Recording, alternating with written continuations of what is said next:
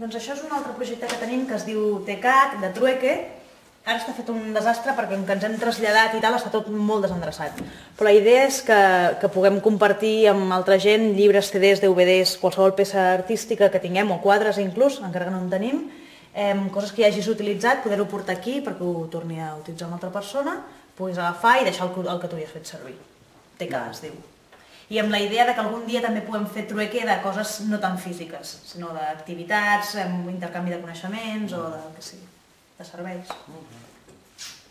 El